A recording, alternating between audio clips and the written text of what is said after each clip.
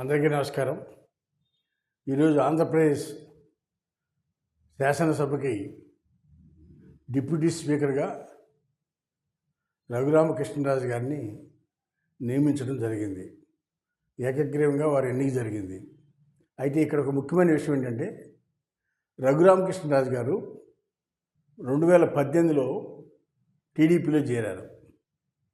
చేరి యాక్టివ్గా పనిచేసుకున్న టైంలో వైసీపీ నుంచి ఒక ఆఫర్ ఇచ్చారు. నరసాపురం ఎంపీగా ఇస్తాము, మీరు మా పార్టీలో చేరండి అని ఐపాక్ పర్సన్ పీకే వెళ్ళి ఆయనతో మాట్లాడి ఆయన ఒప్పించి జగన్ పక్షాన్ని తీసుకొచ్చాడు. లేదంటే ఆ రోజు ఆయన 19లోనే నరసాపురం నుంచి ఎంపీగా గెలిచేవారు టీడీపీ తరఫున. అయితే ఆయన ఏం చేశాడంటే తొందరపాటు నిర్ణయం వల్ల పార్టీ మారాడు. దానికి కారణం రాజశేఖర రెడ్డితో ఉన్న సన్నిహిత సంబంధం కావచ్చు, కేవీపీ గారితో ఉన్న బంధుత్వం కావచ్చు, ఏదన్నా కానీ ఆయన ఆ రోజే పార్టీ మారి టీడీపీ నుంచి వైసీపీకి వచ్చి ఎంపీగా నుంచున్నారు.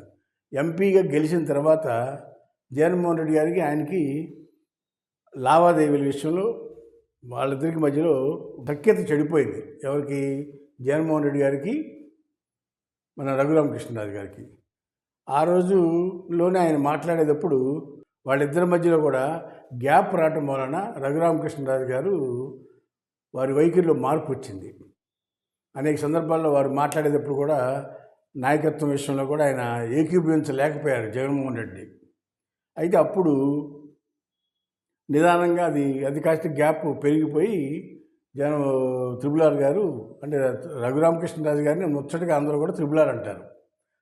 రఘురామకృష్ణరాజు గారి మీద లేనిపోయిన కేసులు పెట్టి హైదరాబాద్ నుంచి అరెస్ట్ చేసి గుంటూరు తీసుకొచ్చి సిఐడి కార్యాలయానికి, అక్కడ ఆయన మీద ఒక ఎంపీగా ఉన్న వ్యక్తి మీద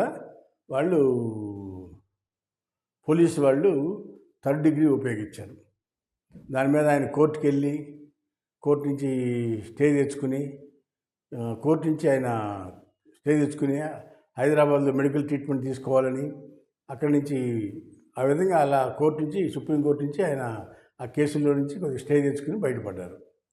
ఆ రోజు నుంచి అప్పటి వరకు జగన్ మీద ఎవరైనా పొన్నెత్తి మాట్లాడాలంటే కూడా భయపడే పరిస్థితి ఉంది ఆంధ్ర రాష్ట్రంలో. ఏ ఒక్క రాజకీయ నాయకుడు కూడా వైసీపీని కానీ, వైసీపీ నాయకుడైన జగన్మోహన్ రెడ్డిని కానీ పొన్నెత్తి మాట్లాడే పరిస్థితి లేదు. అలాంటి సందర్భంలో ఆయన ఒక వేదిక, రచ్చబండి అనే వేదిక పెట్టి TV5లో స్లాట్ తీసుకుని మరి ప్రతిరోజు రాష్ట్రంలో జరిగే జగన్మోహన్ రెడ్డి చేసే ప్రభుత్వ వైఫల్యాల్ని, జగన్మోహన్ రెడ్డి చేసే అక్రమ ఇసుకని, అక్రమ మైనింగ్ని, అక్రమ మద్యాన్ని, వీటన్నిటి మీద కూడా ఆయన చేసిన ఒంటరి పోరాటం ఆంధ్రప్రదేశ్ ప్రజలు మర్చిపోలేరు. ఆయన మాట్లాడుతూ మొదలెట్టినాకే మిగిలిన రాజకీయ నాయకులు కూడా వాయిస్ స్టార్ట్ అయింది. ఫస్ట్ జగన్కి వ్యతిరేకంగా మాట్లాడిన వ్యక్తి ఎవరైనా ఉన్నారంటే రఘురామకృష్ణరాజు గారిని చెప్పక తప్పదు. ఆయన మాట్లాడటం వల్ల మిగిలిన వాళ్ళు కూడా వాయిస్ పెంచారు. అట్లా ప్రజల్లో మాట్లాడారు. ఇవాళ ఈ కూటమికి ఇంత భారీ మెజారిటీ వచ్చిందంటే దాంట్లో రఘురామకృష్ణరాజు గారి పాత్ర ఎంతైనా ఉందనేది చెప్పక తప్పదు. ఆయన కృషి ఎంతైనా ఉంది. కాకపోతే ఆయన బోళా శంకరుడు. ఆయన ఉన్న విషయాన్ని ఉన్నట్టు కొండ బదులు కట్టి ముఖం మీద మాట్లాడే అలవాటు ఉండటం వలన ఆయన ఈ సమకాలిక రాజకీయాలకి సూటబుల్ కాల. అందుకనే ఆయనకి అందరూ కూడా ఒక మంచి మంత్రి పదవి ఇస్తారని ఎక్స్పెక్ట్ చేశారు. మరి ఎందుకనో కానీ చంద్రబాబు నాయుడు గారు చాకచక్యంగా ఆ రోజు మంత్రి పదవులు ఇవ్వాల. అది కమ్యూనిటీ పరంగా చూసినా కూడా రాజులకి ఆంధ్రప్రదేశ్లో ఏ రోజు కూడా ప్రతి క్యాబినెట్లో కూడా రాజులు క్షత్రియులు లేని క్యాబినెట్ లేదు. ఈరోజే క్షత్రియులు లేని క్యాబినెట్ ఉంది. దాన్ని ఎలాగైనా సరే కాంపన్సేట్ చేయాలని చంద్రబాబు నాయుడు గారు ఆలోచించి ఆయనకి డిప్యూటీ స్పీకర్ ఇచ్చారు. డిప్యూటీ స్పీకర్ కూడా ఆయనకి గౌరవమైన పదవే. ఎందుకంటే ఆయన ఏమి వ్యాపారాలు చేసే ఈ పదవిని అడ్డం పెట్టుకుని వ్యాపారాలు చేసే మనిషి కాదు. ఈ చిల్లర దందాలు చేసే రాజకీయ నాయకుడు కూడా కాదు. ఎవరు? రఘురామకృష్ణరాజు గారు. నియోజకవర్గంలో ఆయన సొంత నిధులతో, ఆయన మిత్రుల దగ్గర ఫండింగ్ పోగేసి, ఆయన ఆల్రెడీ ఎలక్షన్ అయిన గెలిచిన నెల రోజుల్లోనే ఉండి నియోజకవర్గంలో కాలంలోని గుర్రపు డెక్క ఇవన్నీ కూడా కాలువలన్నీ కూడా బాగు చేయించిన వ్యక్తి.